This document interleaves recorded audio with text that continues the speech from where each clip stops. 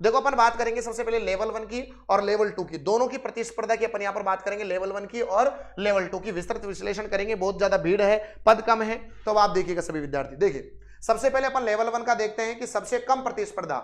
Level 1 की जो तैयारी कर रहे हैं वो अपनी तैयारी को जारी रखिए, ये नहीं सोचे कि पद कम है, पोस्ट कम है, यूं भी जो भी मन में आ रहा है उसको छोड़ दो, क्योंकि लेवल 1 के अंदर सबसे कम प्रतिस्पर्धा रहने वाली है। मैं आपको क्लियर बताता हूं, देखो एक सीट के लिए 45 उम्मीदवार ही केवल और केवल कंपटीशन में है। अगर ये भी 100% बच्चे अगर पेपर के अंदर बैठते हैं तो केवल एक सीट के लिए 45 बच्चों में ही कंपटीशन रहेगा केवल। और अगर मान लो नॉर्मल अगर सीरियस की बात करेंगे तो सीरियसनेस के साथ मैं बताना चाहता हूं कि लगभग बच्चों अपने पास 20 बच्चों से 25 बच्चों के बीच में ही ओरिजिनल कंपटीशन रहने वाला है। ये बात मैं आपको फिर कह देता हूं, क्योंकि आपको पता है बहुत सारे बच्चे आते भी नहीं है, बहुत सारे बच्चे सीरियस भी नहीं होते, बहुत सारे बच्चों ने तैयारी छोड़ भी दी होती है। तो लेवल 1 वाले तैयारी अपनी तैयारी में जारी रहे, क्योंकि लगभग 20-25 बच्चों में ही ओरिजिनल कंपटीशन रहेगा।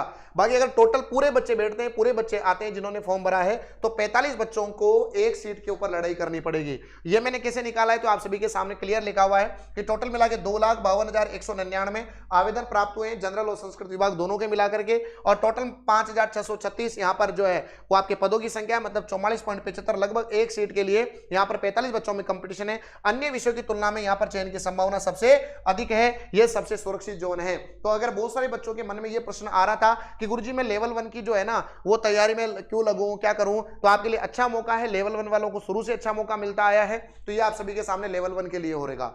ठीक है, अब अपन बात